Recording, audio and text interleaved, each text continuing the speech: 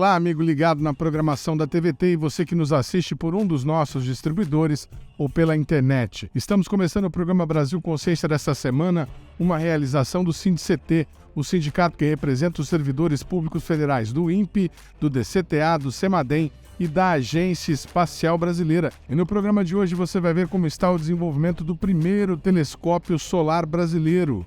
Você também vai ter informações sobre a pesquisa que pode levar o Brasil à vanguarda da produção de energia limpa no mundo. E o futuro do país passa pelo Nordeste. Antes, as informações sobre o desmatamento na Amazônia. Segundo dados do sistema DETER do INPE, o desmatamento na Amazônia recuou 78% no acumulado do primeiro bimestre deste ano contra o mesmo período do ano passado. Mesmo assim, o avanço das máquinas sobre a floresta continua forte, com alta recorde registrada no último mês de fevereiro em relação ao mesmo mês do ano passado. Segundo o Instituto Nacional de Pesquisas Espaciais, foram desmatados 322 quilômetros quadrados de floresta, o maior resultado para fevereiro já registrado desde o início da série histórica do DETER, em 2015.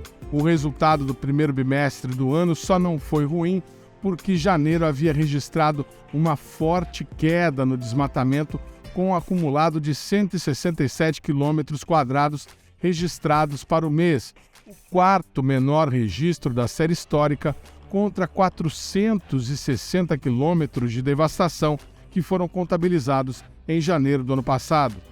Segundo especialistas e servidores ligados ao serviço de monitoramento, o crescimento em fevereiro é preocupante, mas pode não refletir com exatidão a dimensão do desmatamento na floresta, uma vez que o DETER é um sistema com menor precisão e sujeito a alterações por conta de nuvens na área medida. O sistema oficial do desmatamento no Brasil é o PRODES, que só sai no segundo semestre. Mesmo assim, o governo federal e as autoridades envolvidas na proteção da Amazônia estão se mobilizando para aperfeiçoar o sistema e parte das propostas e metodologias foi apresentado no 5º Seminário Técnico Científico de Análise de Dados do CENSIPAM, o Centro Gestor e Operacional do Sistema de Proteção da Amazônia, realizado no início de março. A ministra Marina Silva participou do evento, que reuniu órgãos como a Polícia Federal, Polícia Ambiental, IBAMA, além do próprio INPE, que foi representado pelo servidor Cláudio Almeida, coordenador do Sistema de Monitoramento dos Biomas no Instituto. Bom dia a todas e todos. É realmente uma grande alegria estar aqui nesse momento, discutindo e apresentando não só os resultados, mas aquilo que o INPE fez, está fazendo e vamos continuar fazendo nos próximos anos. O PRODES ele faz a medida da perda de floresta primária. Sempre importante a gente ressaltar isso. Esse é o objetivo, princípio do PRODES, que é medir quanto de floresta primária foi perdido de um ano para o outro. Então, ele compara a imagem do ano passado com a imagem do ano seguinte, sempre as imagens do período seco. Então, por isso que o ano PRODES é de agosto a julho, né, porque é sempre nesse meio do ano, em julho e agosto, é que tem disponibilidade de imagens, dado a cobertura de nuvens na Amazônia. Então, você tem esse período e compara, é o dado, então, que vai produzir duas informações. Ele vai produzir a taxa, né, a taxa é aquela medida projetada do desmatamento entre o dia 1º de agosto de um ano e o dia 31 de julho do ano seguinte. E vai medir também o dado que a gente chama de um incremento de desmatamento. O incremento é efetivamente a medida do polígono. Quando você juntar todos os polígonos de desmatamento de um ano, você vai ter o dado que é o incremento. A taxa é uma previsão, é uma estimativa. Se todas as imagens fossem sempre do dia 1º de agosto e nenhuma delas tivesse nuvem, né, o dado do desmatamento seria a taxa. Então, a taxa é um modelo matemático que estima aquele intervalo para você poder anualizar a informação.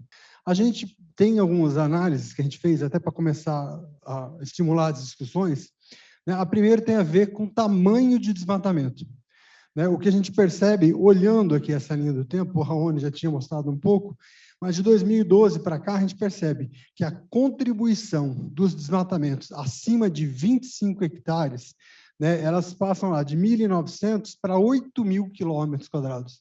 no último dado agora de 2022. E percentualmente também se percebe o quanto ela está se tornando mais importante nesse período. Ou seja, os grandes desmatamentos voltaram a crescer dentro da Amazônia. Que isso não é um investimento barato. Você fazer um desmatamento de 100 hectares, você está gastando pelo menos R$300 mil. É um investimento, esse não é um assentado, não é alguém que está desmatando para sobreviver. E olhando especificamente para o dado de 2022, a gente percebe essa grande diversidade da Amazônia. Quer dizer, cada estado é uma realidade, é diferente. Os desmatamentos de maior porte são muito relevantes, foram, né, em 2022, para a Amazônia e Mato Grosso, já para outros estados tem muito pouca expressão, como o Acre, como o Amapá. Então, é importante a gente entender que para cada região da Amazônia você tem que ter formas diferentes de combate. Na última semana, a presidente da CAPES, Mercedes Bustamante, disse que o Brasil pode ser líder de um esforço mundial pela preservação do meio ambiente. Eu acho que esse impacto é visível. Eu acho que o fato do primeiro compromisso internacional do presidente Lula, antes mesmo de ser empossado, ter sido participar da COP no Egito, já foi uma sinalização global importante, né? Que a gente coloca muito, né, que o Brasil está de volta. Isso é importante porque o mundo esperava a volta do Brasil. O Brasil é um país tropical, né, com uma área quase que continental. Tem biomas que são muito ricos em biodiversidade, mas também muito ricos em carbono. Então, o Brasil pode contribuir com a solução para duas das grandes agendas ambientais, que é a perda de biodiversidade e a questão da mudança climática. Então, acho que o mundo esperava do Brasil exatamente essa liderança de servir como um exemplo para essa faixa tropical do globo, que vai ser tão importante nessa discussão das mudanças ambientais globais. Então, acho que isso já é perceptível, e é perceptível também pela aproximação de parceiros estratégicos do Brasil, tanto na área econômica como na área de ciência e tecnologia. O programa Brasil Consciência vai para um rápido intervalo e volta na sequência com informações sobre a pesquisa de hidrogênio verde realizada pelo CETENI. Um instante só, não sai daí.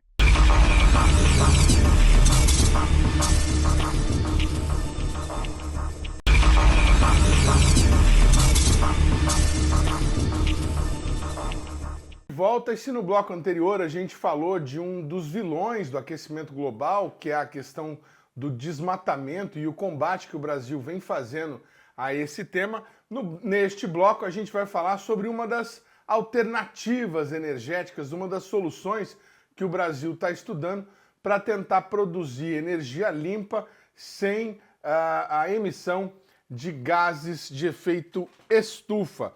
E para falar sobre isso, a gente vai entrar em contato lá com o Felipe Souza, no CETENI, o Centro Tecnológico, Centro de Tecnologia do Nordeste, que tem uma pesquisa inovadora sobre uma fonte de energia limpa, renovável e que pode revolucionar a produção de energia no país. Para que a gente conheça um pouco mais, vamos ouvir uma declaração que foi dada pela ministra Luciana Santos na semana retrasada sobre esse tema. Eu vou dar o exemplo do hidrogênio verde. O hidrogênio verde hoje está para a transição energética como esteve o etanol há muito tempo atrás, como um combustível, né, renovável. E, no caso, o hidrogênio ele vai substituir os combustíveis de origem fóssil. E e o Nordeste tem muitas possibilidades de fazer isso, porque você pode fazer isso pela força da luz solar. Porque você pode separar o oxigênio do hidrogênio pela eletrólise, mas você pode fazer isso pela luz solar, que é, por exemplo, o que o CETENI está desenvolvendo. Muito bem, vamos conversar com o Felipe, então, que está lá no CETENI, está inclusive em horário de expediente, estamos vendo pesquisador passando para lá, pesquisador passando para cá. Felipe, muito bom dia, obrigado por você ter atendido o nosso convite. Explica para a gente o que é esse hidrogênio verde, né? A gente já conhece o hidrogênio como combustível, já foi tentado pela humanidade em algumas vezes, notadamente na década de 70, quando teve o problema da crise do petróleo, depois dos anos 2000, mas sempre esbarra num pequeno problema, que o hidrogênio precisa de muito mais energia para ser gerado do que ele pode gerar enquanto produto. O que vocês estão fazendo aí para gerar hidrogênio e por que o hidrogênio de vocês é verde? Bom dia. Bom dia, Edmond. Prazer estar com vocês.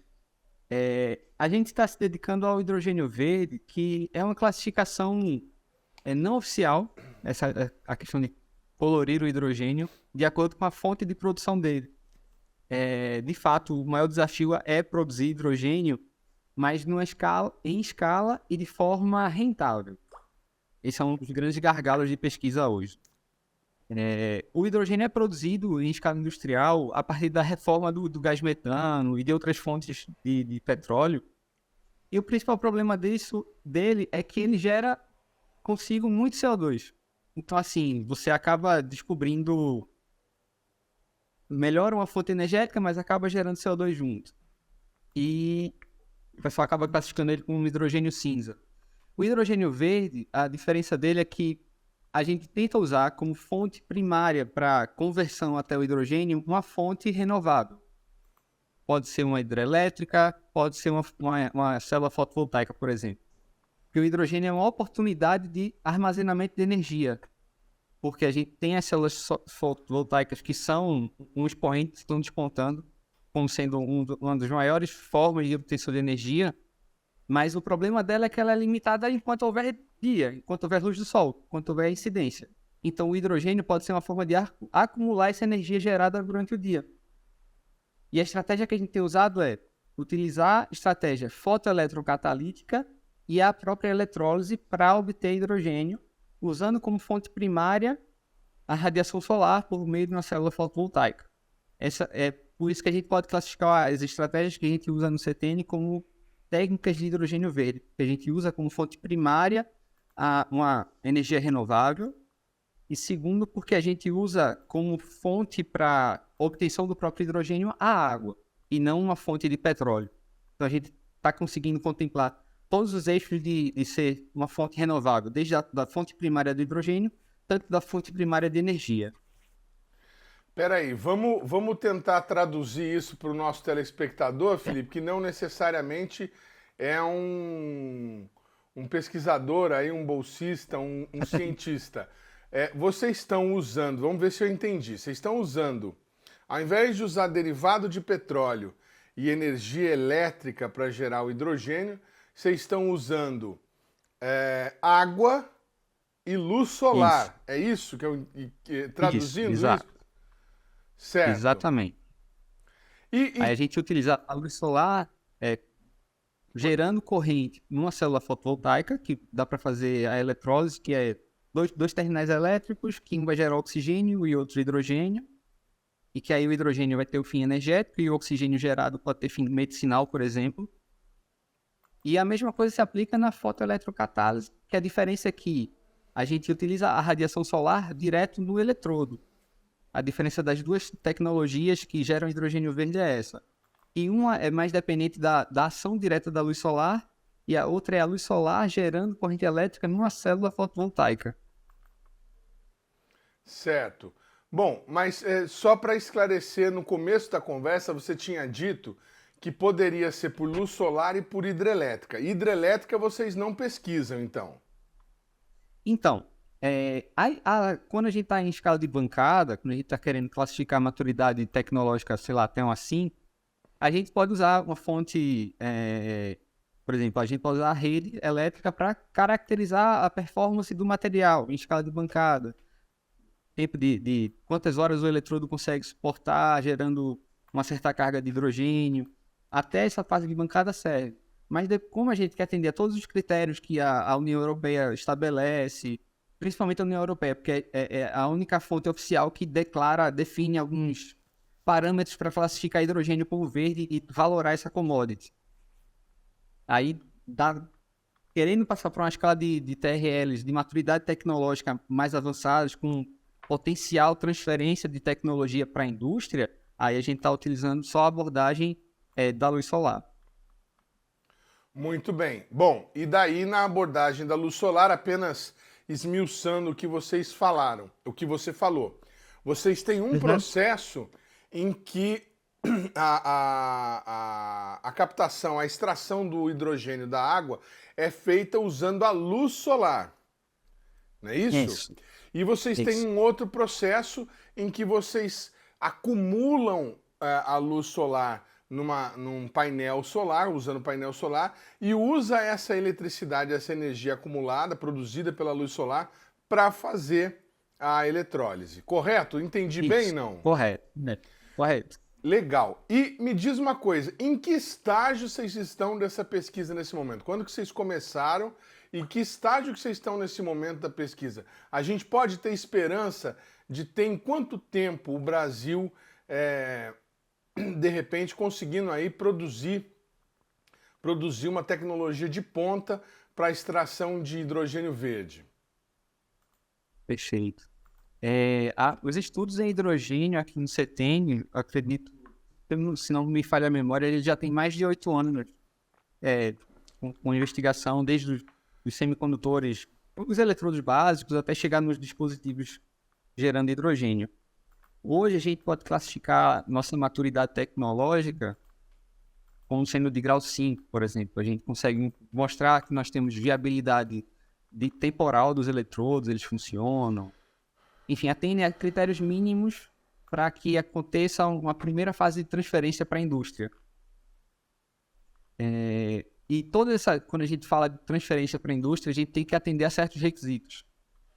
E leva um certo tempo. Por exemplo, para a gente conseguir estabelecer essa escala de maturidade tecnológica que vai até 9, ela precisa atender a critérios como, por exemplo, como é que nossos dispositivos funcionam em função do clima.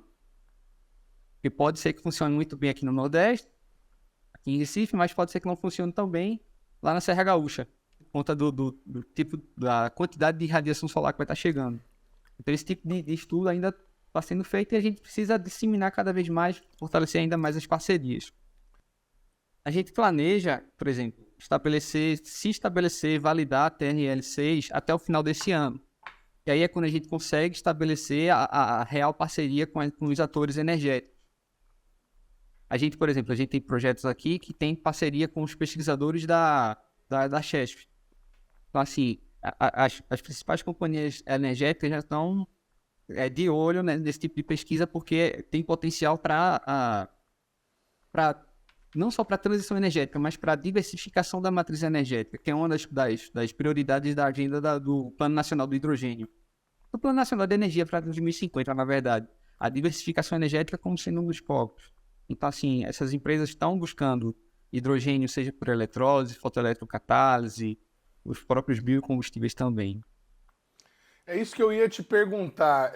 O hidrogênio verde que vocês estão pesquisando aí, ele é o único nessa categoria? Só vocês estão tentando fazer hidrogênio a partir de eletrólise com a ajuda da energia solar? O que esse padrão europeu que cataloga o hidrogênio verde considera? Porque tem outros países, por exemplo, lá na Europa, produzindo hidrogênio verde de alguma maneira? Então, falando a nível Brasil, temos nosso grupo aqui consolidado no hidrogênio, temos grupos da USP, do professor Renato Gonçalves, que também desenvolve ótimos trabalhos em hidrogênio, com o professor Jairton Dupont também no Rio Grande do Sul. São grupos assim que são bem fortes em produção de hidrogênio no Brasil. E que a gente dialoga de alguma forma sempre nos projetos e em parcerias. A gente utiliza o padrão europeu, por assim dizer, porque é uma das poucas fontes documentais, assim, a nível internacional, como se fosse um padrão internacional que descreva assim, para alcançar determinado nível de maturidade, possa ter potencial para transferência de tecnologia para a indústria, você tem que atender a determinados parâmetros. Um dos poucos documentos oficiais que a gente encontrou são da União Europeia. A gente não encontrou nos Estados Unidos, também da energia deles. Nosso Ministério de Minas e Energia também não define muito bem esses critérios. E aí, por isso que a gente utiliza muito o que seriam as regras da União Europeia. Muito bem. E na Europa, pois não, existem alguns grupos que também estudam. A gente pode citar um exemplo bem interessante, que é o projeto PEC-Demo, que envolveu universidades de Portugal e empresas como a Solaronics, que desenvolve vidros condutores. Um projeto muito grande e que conseguiu chegar num nível de maturidade tecnológica 6. Esse é o estado atual da arte. Não existe ainda dispositivo prático, dispositivo comercial para fotoeletrocatálise, por exemplo, que é um dispositivo mais barato e que tem potencial de rentabilidade. Existem dispositivos comerciais para eletrólise, mas o custo deles é elevadíssimo.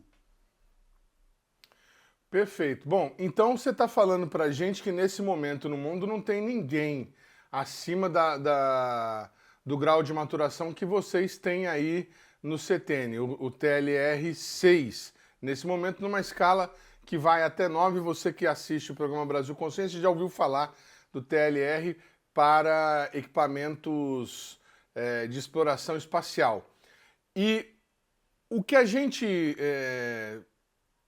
estava habituado era a idealização do hidrogênio para veículos, para carros, né?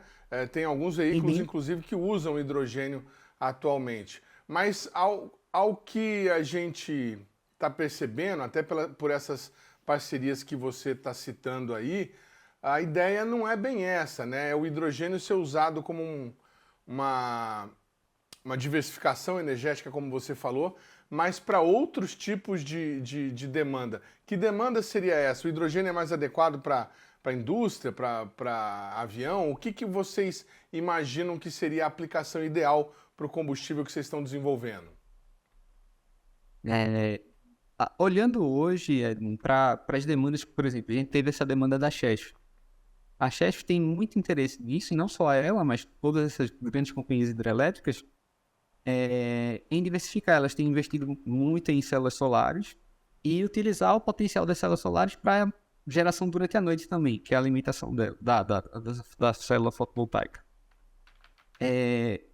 Um potencial para usar, por exemplo, células solares para armazenamento, para geração de hidrogênio, poder gerar eletricidade durante a noite de forma limpa, é gigantesco. E tem uma viabilidade no sentido de que a gente não precisaria ter um transporte de hidrogênio, não teria algumas limitações de transporte, não estariam envolvidas nesse processo. Então, a geração in situ do hidrogênio e transformação direta para energia elétrica, para alimentar o sistema nacional, é algo assim que a princípio é um sonho, porque envolve megawatts de energia, uma quantidade assim gigantesca de energia, mas que é algo que o que se deseja chegar é isso. Porque se a gente pensar em demanda de energia para o sistema nacional é muito alto. Então, a princípio seria esse. Seria produzir num sítio, né, uma usina, e distribuir via rede que a gente já tem hoje, atualmente. Exato. Muito bem. Exatamente. Bom, estamos mostrando aqui na tela, nesse momento, algumas das fotos que o pesquisador enviou para a gente aqui. Ô Felipe, estamos mostrando na sequência aqui, o JPEG 1, JPEG 2, o que seriam essas imagens? Isso, na imagem 1 e 2 a gente tem o nosso sistema de bancada, é um simulador solar, ele simula a irradiação solar padrão e irradiando um sistema de células eletroquímicas que a gente utiliza, dos nossos eletrodos que nós desenvolvemos, que são dedicados para a geração de hidrogênio, um dos nossos colegas operando. E, enfim, é nesse sistema de irradiação que a gente consegue pegar os primeiros parâmetros de controle que são importantes para definir em que grau de maturidade tecnológica nós estamos. Estamos vendo uma luz forte ali, isso aí que seria o simulador do Sol, digamos assim. Exatamente. E aí, naquele vidrinho... Aquela luz que chega ali é o padrão de 100 miliwatts por centímetro quadrado, que é o que a literatura descreve como sendo a densidade de energia que chega da luz solar aqui na Terra. Perfeitamente, ainda bem que você detalhou aí, desculpa ter te interrompido. Mas é que debaixo da luz tem vou chamar assim de um copo com um líquido que parece ser a água. É isso mesmo? Exatamente. E como é que você... O que você falou? Você falou que o que sobrar disso também ainda tem utilidade. Por exemplo, o oxigênio que for gerado dá para ser usado na medicina, como esses caminhões de oxigênio que levam para hospitais? Exato. Porque assim, à medida que a gente quebra a molécula da água, para cada... Enfim, se a gente fosse fazer a proporção em números de mol e tal, quantidade de matéria, para cada uma parte de oxigênio que a gente formasse, a gente formaria 2 de hidrogênio.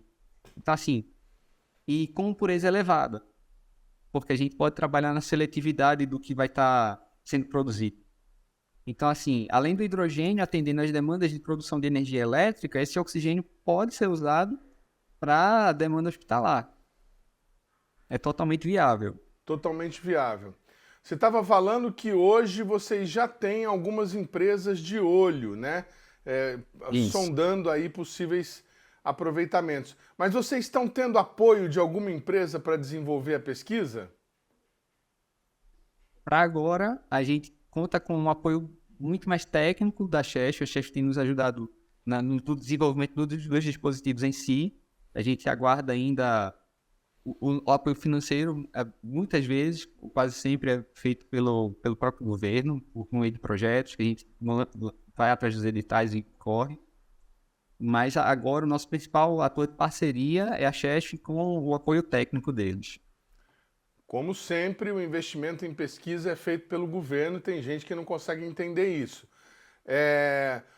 No final do ano passado, teve um chamamento público realizado pelo governo para pesquisas, liberou 50 milhões, se eu não estou enganado, para pesquisas em combustível verde. Vocês foram beneficiados, vocês são beneficiados por qual linha de financiamento público? Hoje, a gente tem, aí, na linha de hidrogênio, nós temos, se eu não estou enganado, quatro projetos aprovados. O último edital que você está falando, eu esqueci o nome agora, a gente propôs a chamada, o projeto, mas a gente ainda não teve resposta. A gente propôs sim, junto com a Chest. Então vocês participaram daquele, mas ainda não teve o resultado. Mas vocês já estão sendo beneficiados por linhas de financiamento do governo federal. Tem alguma coisa de agência de fomento local aí de vocês, estadual, municipal? Então, nós temos projetos apoiados pela FACEP, que é a Fundação de Amparo à Ciência de Pernambuco, mas é um projeto mais dedicado para células solares, mas que também, de alguma forma, sempre vai estar atrelado com hidrogênio. É o grupo de energias renováveis, todos trabalham juntos.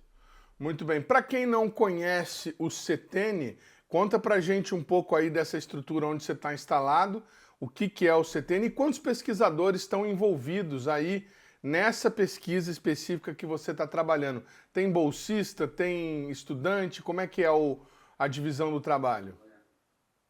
Assim, aqui no CETENI é uma unidade de pesquisa vinculada ao MCTI.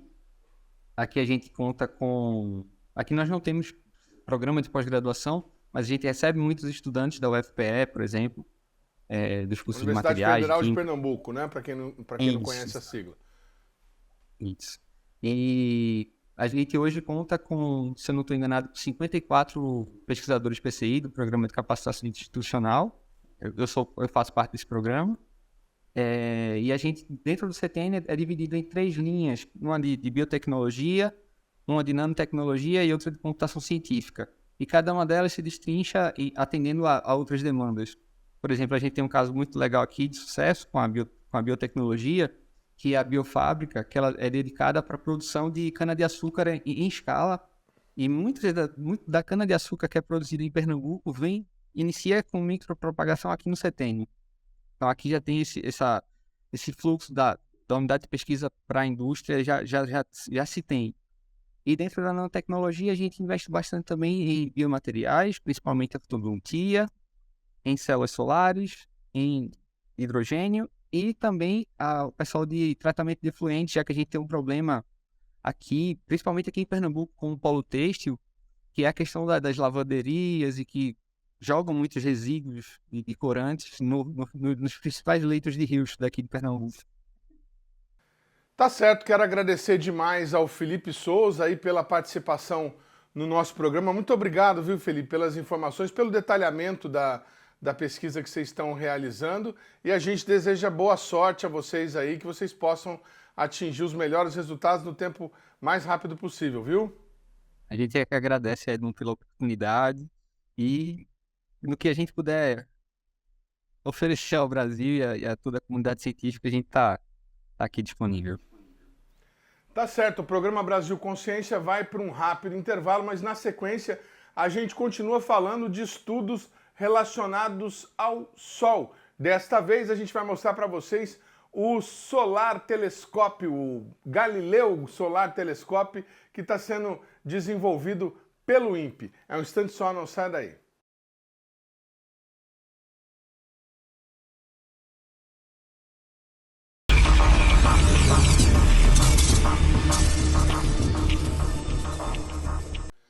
Terceiro bloco, Programa Brasil Consciência de volta, e a gente fala agora sobre o telescópio que está sendo desenvolvido no INPE para pesquisas sobre o Sol. Eu estou falando do Galileu Solar Telescope, um instrumento que a gente já mostrou aqui no nosso programa. Dê uma olhadinha num resumo que a gente preparou para vocês.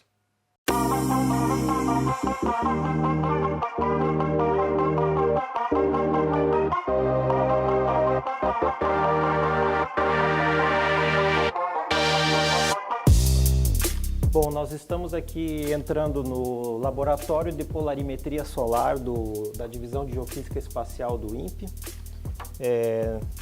Neste laboratório, nós temos em desenvolvimento o que seria o embrião de uma missão solar espacial.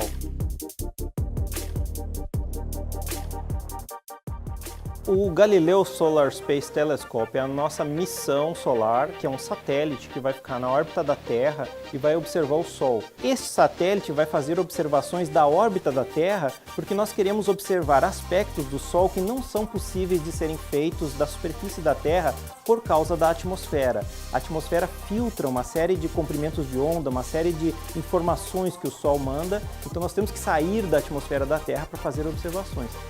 Aqui o design do satélite como um todo. Aqui você pode ver, nós temos aqui as duas opções. O satélite tem mais ou menos 4,5 metros de altura para a opção em órbita geoestacionária, enquanto o satélite para a órbita baixa é um pouco menor, com as duas configurações levando em conta a mesma carga útil, os mesmos telescópios. Então aqui você pode ver o telescópio principal e os dois telescópios menores situados na plataforma também. O Sol ele não é uma estrela parada, ela tem várias explosões e várias atividades. Este tipo de atividade vem sendo estudado desde a época do Galileu Galilei, razão pela qual nós demos este nome para o nosso projeto. O Galileu Galilei descobriu que o Sol tinha manchas e que essas manchas variavam com o tempo. Essas manchas causam uma variabilidade no espaço vizinho à Terra, afetam satélites, afetam telecomunicações e uma série de outros artefatos. Essas variações também afetam o clima da Terra e determinam, por exemplo, em longos períodos, se nós vamos ter climas mais quentes ou mais frios. Então existe uma série de fenômenos físicos que baseiam o tipo de observação que a gente está tentando propor, mas basicamente o instrumento que a gente está propondo é um imagiador que nos permite então identificar a variação da estrutura magnética do Sol a partir de um conjunto de imagens em diferentes comprimentos de onda, ou seja, em diferentes cores e também em diferentes estados de polarização. Na verdade, é todo esse conjunto de instrumentos aqui. Na esquerda a gente tem a parte de eletrônica e controle. Aqui a gente tem um pouco mais de controle também do equipamento. E a parte óptica está localizada nesse conjunto de mecânico aqui. O principal componente é esse filtro, que é o Fabry-Perot, que é justamente o que realiza a formação daqueles anéis que eu expliquei anteriormente, mas também tem uma série de outros componentes que ajudam a filtrar a luz solar e a modular também em termos de polarização. Muito bem, e o pessoal da pesquisa deste equipamento conseguiu fazer a instalação do telescópio numa área lá do INPE. É sobre isso que a gente vai conversar com o pesquisador Luiz Eduardo Vieira, que está aqui em contato com a gente direto lá do INPE. Bom dia, Luiz, obrigado por você ter atendido aí o nosso chamado. Enquanto a gente está conversando, estamos colocando imagens do Galileu aí já funcionando no estacionamento do CEA-2. O que vocês fizeram para tirar aquele demonstrador de conceito que a gente tinha filmado lá atrás de dentro do laboratório e transformá-lo aí nesse telescópio mesmo, já funcionando aí dentro do INPE. Bom dia. Bom dia, Edmo. Então, a gente está trabalhando no desenvolvimento da missão Galileu em várias etapas, assim, como a gente conversou antes, durante a tua visita ao nosso laboratório. Então, uma das etapas foi justamente o demonstrador de conceito que a gente está desenvolvendo. E essa etapa que a gente fez agora é um passo seguinte, que é utilizando um telescópio maior, que é um telescópio de 50 centímetros, para instalar a nova versão do demonstrador de conceito, que é uma atualização da versão anterior, em condições, vamos dizer, operacionais. No caso, a gente instalou no estacionamento do CEA-2, do prédio CEA-2 do INPE, para justamente ter acesso direto ao Sol e realizar testes mais sofisticados em relação ao que a gente está fazendo antes dentro do laboratório. Então essa é uma etapa importante, porque o destino da versão de solo do nosso instrumento vai ser o Observatório do Pico dos Dias. Então a gente está preparando todo o desenvolvimento para levar o Observatório do Pico dos Dias e colocar em condições de operação. Então esse é um passo intermediário essencial para o desenvolvimento desse instrumento. E é importante lembrar que o projeto final é justamente uma missão espacial, né? Que é o Galileu. Muito bem, essa era a próxima pergunta que eu ia fazer. Esse telescópio que vocês construíram, que está aí no CEA-2, que você já adiantou para a gente que vai lá para o LNA, ele não será lançado ao espaço com o satélite quando vocês conseguirem viabilizar esse projeto. Ele vai ficar lá no Pico dos Dias, servindo para observação do Sol daqui da Terra. Exatamente. O telescópio que vai voar no Galileu é exatamente igual ao telescópio que a gente está instalando ali, em termos técnicos, de ótica dele. Só que para a missão espacial a configuração tem que ser um pouco diferente, porque a gente tem que levar outros aspectos em consideração para instalar um telescópio no espaço. Por exemplo, a questão da térmica do telescópio, do instrumento e do satélite é bastante importante. Como você sabe, toda essa energia que a gente está adquirindo no telescópio numa área maior acaba concentrando e isso acaba aquecendo o instrumento, a estrutura mecânica e tudo mais. No solo é mais fácil dissipar esse calor, mas quando você leva para o espaço, você tem desafios diferentes de como dissipar o calor.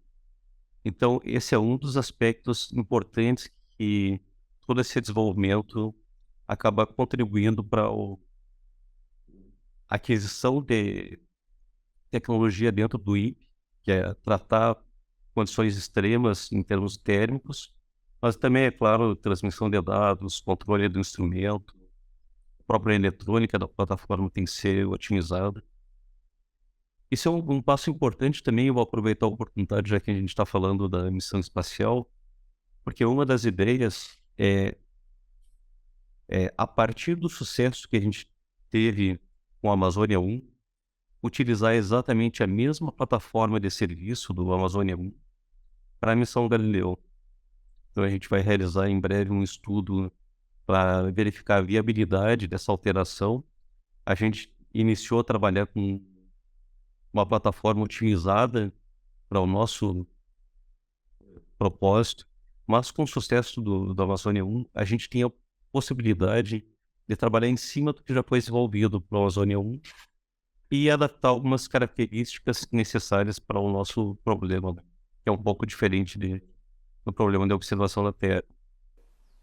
E reduz um pouco de custos também, né? Não ter que desenvolver uma plataforma nova para o satélite de vocês, poder usar uma plataforma já consolidada, testada, com TLR9, já voou, tudo aí Exato. Nacional. Vai ter que diminuir um pouco do tamanho, né? Pelo que vocês tinham falado inicialmente. Isso, a gente vai ter que fazer a seleção dos instrumentos que vão voar em relação aos instrumentos propostos inicialmente. a gente vai manter o instrumento principal, que é justamente utilizando o telescópio de 50 centímetros, e também o, um instrumento conhecido como radiômetro, que mede a quantidade total de radiação que chega no topo da atmosfera. Então, nosso objetivo é medir duas quantidades. Essa radiação que chega no topo da atmosfera, que é, no final, o que organiza o clima terrestre, porque toda essa energia que está chegando no topo da atmosfera é distribuída na atmosfera, na Terra, nos oceanos, e o que realmente modula, do ponto de vista solar, essa alteração que é o campo magnético do Sol. Então, o principal objetivo é medir essas duas quantidades. Por que isso? Porque um dos grandes interesses do ponto de vista da nossa sociedade é entender como que as mudanças climáticas acontecem. E a gente, é claro, está falando em todas as questões de efeito estufa, tudo isso são os fatores que modulam o clima terrestre, mas a principal fonte, ou a única fonte de energia para todo o sistema é o Sol. E para distinguir exatamente o que é contribuição humana e o que é contribuição natural, a gente precisa de medidas precisas dessas quantidades do ponto de vista do Sol. Então, em última instância, a missão Galileu é também uma missão relacionada com mudanças climáticas, ou seja, entender como que isso acontece, porque mesmo que a variação seja muito pequena, quando a gente fala em questões climáticas, a gente está falando de centenas, milhares de anos. Então, uma variação pequena, considerada por essa extensão de tempo, acaba sendo bastante relevante. E entender se o Sol varia nessas escalas de tempo é bastante complicado, porque está no limite da sensibilidade desses instrumentos, tanto do instrumento para medir o campo magnético, quanto do instrumento para medir a irradiância solar. E daí, quando a gente fala em irradiância solar, a gente fala da quantidade total de radiação que está chegando no topo da atmosfera, mas também como que isso chega em diferentes comprimentos de onda, ou seja, em diferentes cores, porque diferentes regiões do espectro solar são absorvidas em regiões diferentes da nossa atmosfera. Por exemplo, o ultravioleta é fortemente absorvido na estratosfera, né, pelo ozônio. Então, tudo isso está muito relacionado com o nosso dia a dia também, né? Luiz, agora uma pergunta que pode estar na cabeça de algum dos nossos telespectadores. Se vocês já construíram um telescópio, se ele está na Terra, estamos mostrando algumas imagens aí, ele já está começando a funcionar, vocês estão fazendo alguns testes, mas em breve ele vai estar lá no Pico dos Dias fazendo leituras, distribuindo leituras para pesquisadores do Brasil, do mundo. Se vocês já conseguiram isso, por que enviar o telescópio ao espaço? Qual a diferença de fazer a observação daqui do solo e lá do espaço em órbita? Se eu não estou enganado, seria uma órbita geoestacionária na Terra. Então, primeiro eu vou responder em relação à órbita. A gente está considerando duas órbitas, que é a geoestacionária e a órbita baixa, né? Para utilizar a plataforma da Amazônia 1, a gente vai ter que optar por uma órbita baixa. Porque não tem a plataforma também órbita... vai mudar a órbita, que interessante. A gente já tinha no estudo inicial considerado a órbita baixa também. Por isso que a gente resolveu optar por fazer esse estudo com a Amazônia 1, porque a gente já estava considerando. A plataforma era um pouco diferente da Amazônia 1, pelas dimensões que a gente estava considerando na época, mas reduzindo o número de instrumentos, a gente consegue que ele caiba no Amazônia 1. Agora a questão é por que desculpa, só um detalhe técnico para quem está nos acompanhando aí, tem curiosidade. Quando você está falando de órbita baixa, você está falando do quê? 450 quilômetros? 750? O que iria para onde? Isso ainda tem que ser definido, mas até uns 600 quilômetros ainda a gente pode considerar na região de interesse para a nossa plataforma. Isso vai ser definido agora no estudo na próxima fase vai ser uma espécie de estudo preliminar para o Amazônia 1 e depois uma fase A, que chama, um pouco maior com formalização desses detalhes, né? Mas daí a questão por que a gente precisa ir para o espaço é justamente relacionado com aquela questão que eu levantei antes de a radiação solar ser absorvida pela nossa atmosfera. Então, quando a gente está tentando medir quantidades muito pequenas, a gente tem que tentar remover todos os elementos que perturbam a observação. E no nosso caso, a atmosfera é um desses elementos. Então, tanto para medir o campo magnético do Sol com mais precisão, quanto a irradiância total e espectral, a gente precisa ir para fora da nossa atmosfera. E mais importante que isso, algumas cores ou comprimentos de onda só são visíveis ou claramente visíveis a partir do espaço. Por exemplo, no ultravioleta, eu já mencionei que o ozônio absorve boa parte dessa radiação, então é bastante difícil realizar essas observações no solo. Então, a opção, não só do nosso grupo, mas de todos os outros grupos que trabalham em física solar, é ter essas plataformas no espaço.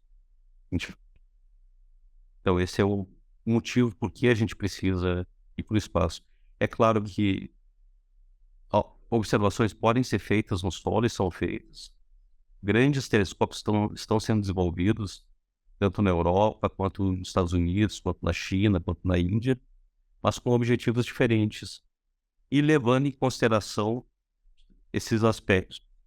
Um ponto importante, por exemplo, se você tem um ótimo observatório, por exemplo, nas Canárias ou no Havaí, mesmo assim que você tem condições atmosféricas muito boas, você pode programar uma campanha de observação e ter, nessas 2 semanas, 2 horas de observação para ter as condições ideais que você precisa para estudar alguns fenômenos. Se você vai no espaço, você pode ter acesso contínuo, e você não tem justamente perturbações da nossa atmosfera, nuvens, ondas e outras perturbações que vão surgindo durante o período de observação. Então, ir para o espaço tem grandes vantagens para quem trabalha com astrofísica, mas é claro, inclui muitos outros problemas, né? Incluindo o custo e como que você transfere esses dados, que são quantidades muito grandes. Bom, já que você tocou, né, eu acho que esse é o maior entrave aí da missão de vocês, né? O custo. Explica pra gente aí, vocês têm um cronograma de pesquisa com esse telescópio no chão aí no INPE, depois vocês vão passar ele para o Pico dos Dias lá no LNA em Minas. E a pesquisa de vocês vai continuar de que maneira?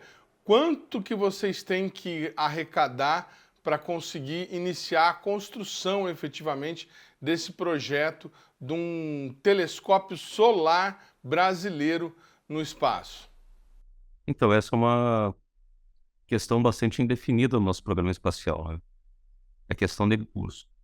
O que a gente trabalhava até o início da direção, da administração do Ricardo Galvão, era ter um projeto colaborativo com outras entidades no exterior, institutos de pesquisa, universidades, em que esse custo poderia ser compartilhado com essas outras organizações. Só que durante todo esse processo a gente teve período bastante conturbado, né, vamos dizer assim, que a gente teve 3 administrações que realmente não favoreceram o desenvolvimento do nosso projeto. Administrações que eu falo dentro do INPE. Então, a nossa estratégia foi tentar levar em frente, manter o projeto vivo durante esse período de crise, até que a questão de financiamento, ciência e tecnologia no Brasil esteja mais estável e a gente consiga restabelecer esses contatos que a gente fez anteriormente. A gente chegou a organizar, em 2020, um workshop internacional em que a ideia era trazer os colegas do exterior para o Brasil, justamente para discutir os objetivos científicos, incluindo também a instrumentação necessária para fazer esse desenvolvimento. O que aconteceu é que o nosso workshop estava programado para o dia 16 de março. E o lockdown foi declarado no dia 15 de março, na véspera do evento Exatamente. de vocês. Foi uma situação bem complicada, porque a gente já tinha alguns colegas do exterior no Brasil, tinha outros que estavam embarcando, e a nossa decisão foi suspender o workshop, estava realmente bastante complicado, e isso, claro, tem custos financeiros, mas também custos de desenvolvimento, né? Em qualquer projeto científico ou não, você tem o timing, né? As coisas acontecem no momento propício. E na hora que a gente perdeu aquela janela ali, a gente perdeu também a interação com os colegas do exterior, né? É claro que é compreensível que a gente teve que parar o processo, mas em paralelo, a gente também praticamente perdeu todo o financiamento de ciência e tecnologia no Brasil, inclusive Quer dizer, do vocês INPE. tinham lá, eu me lembro, vocês tinham conversado com o pessoal da Alemanha, tinham entendimento também com o pessoal do clima espacial da NASA, inclusive o James Spann, a gente entrevistou ele esses dias, ele teve aqui em São José dos Campos, teve no INPE, não sei se conversou com vocês, e agora vocês estão fazendo sozinhos, né? O projeto está sendo Isso. tocado como se o Brasil fosse realizar a construção e o lançamento sozinhos, independente. Mas a gente continua a ter grande interesse dos colegas de fora. Por exemplo, nesse mês, 2 colegas do Reino Unido vêm ao Brasil justamente para fortalecer o projeto. No caso, realizando tanto a parte de desenvolvimento instrumental que eles trabalham, eles têm interesse em desenvolver os instrumentos junto conosco ou propor um instrumento deles para voar junto na nossa plataforma, mas também a parte científica, em estudos relacionados especificamente com ondas na atmosfera do Sol e utilização da nossa infraestrutura de computação aplicada do INPE em estudos relacionados com redes neurais. Então a gente vai trabalhar junto com os colegas da CAP, da computação aplicada, no desenvolvimento dessas ferramentas computacionais para realizar futuros estudos também com os nossos dados, né? Porque um projeto desses não é só a construção da plataforma. Você tem que construir a plataforma, colocar ela para operar, desenvolver a instrumentação e também, no caso de física solar ou física espacial, desenvolver ou criar cultura local. Significa isso, formar recursos humanos, alunos de mestrado, doutorado e de mesmo graduação, trazer colegas junto, porque pesquisas espaciais no Brasil é bastante incipiente, né? Praticamente não existe, ao contrário de outros países. E física solar, menos ainda. Então, a gente tem que trabalhar em paralelo também no desenvolvimento de recursos humanos e da pesquisa científica em si, né? Então, Hoje, considerando os ajustes, a plataforma do Amazônia, PMM, e esse lançamento em órbita baixa, vocês estimam que a missão custaria quanto? considerando a órbita baixa, uma resposta melhor poderá ser dada depois justamente do estudo que a gente vai fazer. Um dos objetivos do estudo é também fazer uma estimativa de custos, né? Missões parecidas foram desenvolvidas pela NASA, pela Agência Espacial Japonesa, vão por volta de 250 milhões de dólares. Esse é o custo mais ou menos, mas é claro, quando você faz essa estimativa de custo no exterior, é um pouco diferente do que a gente faz aqui no Brasil, principalmente porque grande parte desses recursos são destinados à contratação de pessoal. Aqui a gente tem o problema do pessoal, mas é um problema diferente, porque dentro do INPE, por exemplo, o custo de recursos humanos já está incluído no nosso salário. Então, Mas essa mesmo estimativa assim, é um pouco diferente do que é feito lá fora. Mas Então, mesmo assim, isso a gente já mostrou aqui em outros programas, quando o Brasil faz um satélite bem mais em conta do que em outros países, né? A gente tem, por exemplo, o caso de um pesquisador, me fugiu o nome dele agora, infelizmente, um pesquisador italiano que estava aí no INPE, a gente o entrevistou porque ele estava defendendo a construção de um interferômetro espacial para captar ondas gravitacionais no espaço, e que ele defendia que fosse feita uma parceria com o Brasil, porque o Brasil poderia fazer isso a um custo muito mais baixo. Mas esse custo que você está apresentando agora, de 250 milhões de dólares, ele já é inferior àquele custo que vocês imaginavam no começo com o lançamento do satélite em outra plataforma e em órbita geoestacionária, que estava chegando lá quase $1 bi, né? Baixou quase 75%. Exato. Esse que é o custo de uma missão geoestacionária, é bem diferente do custo de uma missão de órbita baixa. Que a gente reduziu a plataforma como um todo, mas também os instrumentos, né? Então a redução é bastante grande em termos de desenvolvimento. E, por exemplo, o INPE não desenvolveu até hoje nenhuma plataforma geoestacionária. Justamente porque todos esses custos são bastante altos.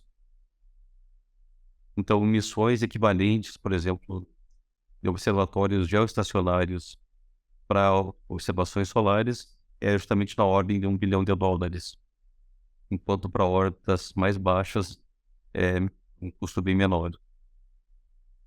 Certo, quero agradecer demais a Luiz Eduardo Vieira, desejar sucesso aí, Luiz, na exploração e no entendimento do espaço, que o telescópio chegue logo ao LNA, e na semana que vem a gente fala de outro telescópio que o LNA adquiriu, esse de observação de astros. O programa Brasil Consciência vai ficando por aqui, a gente volta na semana que vem com mais uma atração inédita para vocês. Você que quiser conferir os demais programas produzidos pela rádio do SINDCT, tem o SINDCT na Cultura, tem o Giro Sindical, deve acessar a nossa página no Facebook, que está aí para você na tela nesse momento. Você que quiser conferir os demais programas já produzidos pelo Brasil Consciência, nossa página no YouTube está sempre disponível para a sua pesquisa. Dúvidas, críticas, reclamações e sugestões, este é o nosso e-mail para você entrar em contato conosco. A gente volta semana que vem, como eu disse, com mais uma atração inédita para vocês.